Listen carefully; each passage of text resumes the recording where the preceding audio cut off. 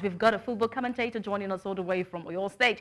We've got Robert Olimene. Robert, thank you so much for your patience. They say the patient dog will always eat the fattest lamb, but I think you should have double of it. Thank you so much for joining us and your patience on the show. Good afternoon to you. It's good to be on the program. It's great to have you. All right, since from the MPFL side, we should always just let Enyimba go and represent us in CAF competitions because that is what it's clearly looking like. I was thinking after Coach Fidelis Electrical, when we had the interview here exclusively to New Central Television, he says that they are not focused on the title for this season, but have their 100% focus on the CAF competition. But after that aggregate loss to Sagrada, I was a bit surprised. How can Enugu Rangers focus now? Because even in the MPFL, the league this season, they're not even coming up with the goals expected for a reigning champion. What's your thought on that? Yes. Very good question from you. And I quickly have some analysis to do as regards what is going on with MPFL teams.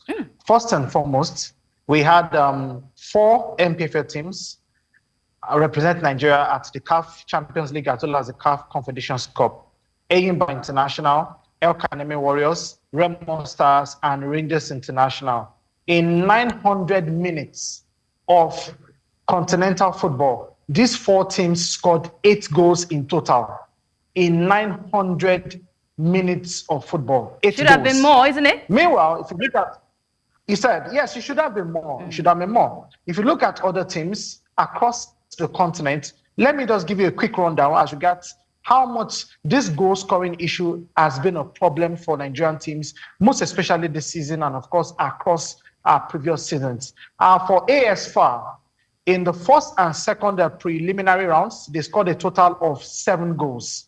For Raja Casablanca, in the first and second preliminary rounds, they scored a total of 11 goals.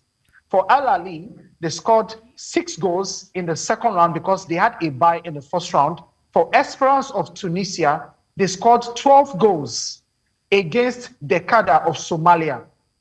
Mamelodi Sundowns scored 8 goals after their bye. And a combination of 4 Nigerian sides are scoring only 8 goals. Robert, there is a problem. There is a big problem. And those 4 Nigerian teams are scoring 8 goals. So it tells you that there's a serious goal scoring problem that really needs to be addressed. And let me quickly add that the likes of Mamelodi Sundowns, Al Ahly, Esperance, Giraffe, they did not even lose a single of their games in their qualifying series. So for those teams, when they went away, they won away. The least of them drew away from home, and they got the job done at home. So it tells you the confidence level. It tells you the threat that these teams carry, and of course their mindset going into continental championship, in which MPFL teams have to improve on significantly.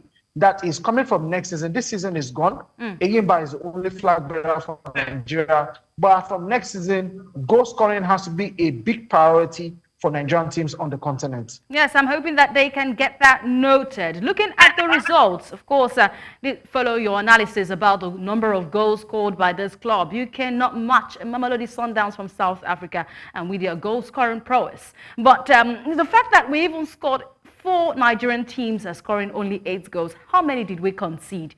You did not put that into the conversation. But time with our friend Robert, you have to be with us as we analyze games from the Nigeria Premier Football League. Okay, I still got Okwe here. Nigeria Premier Football League games played. I would say the likes of Remo Stars, they are shining like bright stars. In what has become a historic day for the MPFL sides, no home team experienced a win across 5 centers on Sunday. We've got 3 draws and offsets in the other 2 centers with 4 goals that were scored on Sunday. Immense joy for Rivers United, El Kaneme Warriors, Niger Tornadoes and Remo Stars as they snatched maximum point away from home. Of course, with videos showing that. Baby of the Nigeria Premier Football League, Ikorodu City FC got their first MPFL point via a draw against Kwara United of Ilorin. Now, Robert, 19 away fixtures last season. Remo Stars recorded 2 away wins. It was 1-2 against Bayelsa and 1-0 against Enyimba International. This team is just 2 away fixtures.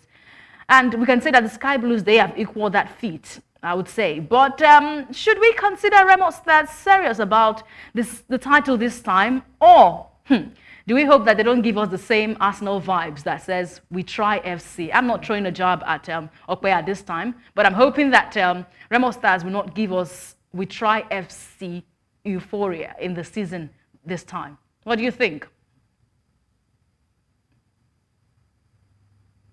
So far, so good. One will say that Remo Stars looks to have been able to understand the problems the team faced last season, and they have been able to fix those problems so far this season. And looking at the 2 away games they won in 19 attempts, if you allow me to use that phrase, they only kept just 1 clean sheet, and that was a clean sheet against Enyimba, against the game for, that was against Bayelsa United in Enugu. They conceded, but they ultimately won that game. This season, they have identical victories. That was against Abia Warriors, and of course the latest Kano Pillars 2-0 in those 2 fixtures. So I think there's something different about Remo Stars this season. It is too early to call for me because it is just match day 3 on the fixture calendar as it is.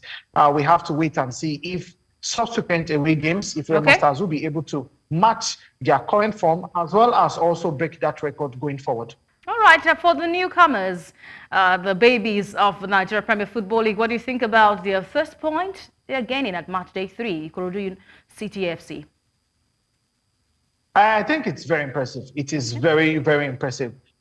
In their first game against Kano Pillars, it was almost an identical script because they were leveled with Kano Pillars. That was at halftime, and unfortunately, they conceded 3 goals. I spoke with some members of the team, and they said categorically that it was a momentary loss in concentration that allowed them lose that match against Kano Pillars. And it looks like they've been able to more or less work on those deficiencies going up against Kwara United. One could also say that Kwara United, on the back of their home loss, that is to Niger Tornadoes, are still not in the best frame in terms of form right now. And of course, one will say that Ikorodu City stood a chance yesterday. So it's a good one for Ikorodu City. Let's wait and see if they can build up on that particular result when they play Rangers during the middle of the week. All right, I'm hoping that Rangers will not come like a wounded lion against them. But thank you so much, Robert Olimene, for joining us on the show today. And I do appreciate you for your patience.